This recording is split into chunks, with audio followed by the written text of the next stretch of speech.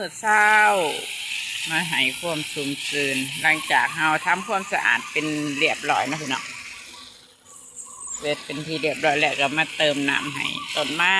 หน้าบ้านบรรยากาศยามมื้อเช้าพี่น้อง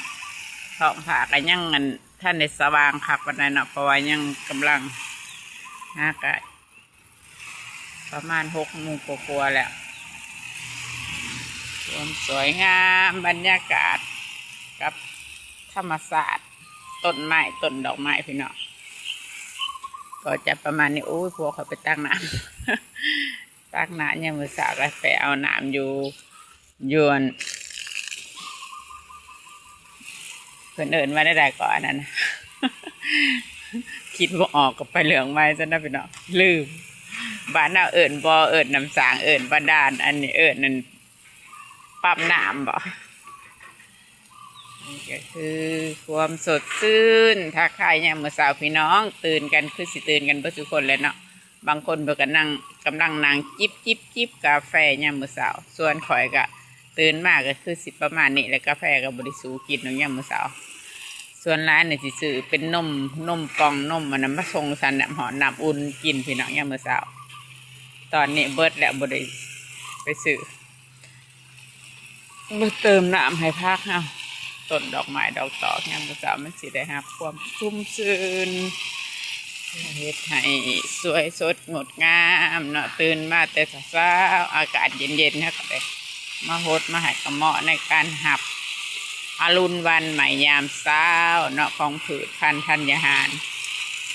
คนเฮาก็ได้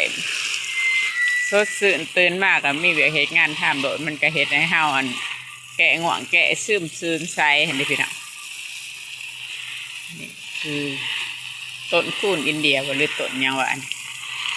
ก็ยังบ่หูซื้อเพิ่นดอกงานเช้าก็จะประมาณนี้ความสวยงามท้องฟ้าอันไล่ๆแบบนี้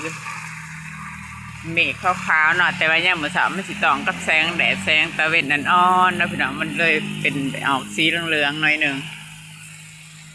มื้อเช้าท้องฟ้าสวยงามเขากับบรรยากาศเขาครับมันสิ่งแวดล้อมเป็นใจอ่อนซ้อนนะพี่น้องตื่นมาสิแนวนี้นะคนเขาตื่นมาเนี่ยมื้อเช้าเขาก็เฮ็ดเวียกเฮ็ดงานเพื่ออุ่นเส้นอุ่นเอ็นเฮาให้มันชินเคยในการนั้นนิ่งติ่งตื่นมาแล้วก็ถ้าเฮาตื่นมาแล้วนิ่งอยู่บนเก่าเพราะโดยมันสิเฮ็ดให้คนเฮานี่อืดได้พี่น้องเอ้ยเฮ็ดให้เฮาอืดเฮ็ดให้เฮาแบบว่าบ่วิ่งบ่เวียนเลยเลือดลมเส้นเอ็นเฮามันก็เคยในใดมันก็สิไปในนั้นตื่นมาเคยเฮ็ดเคยทำเฮาก็ต้องไปเฮ็ดไปทำมันก็อยู่บ่ได้พี่น้อง อันนี้ก็เป็นสิ่งที่ดีๆมีประโยชน์ยามมื้อเช้าทักทายสบายดีกันเบิดสุขสุขคนเด้อคลิปนี้ก็สิประมาณนี้แหละจ้า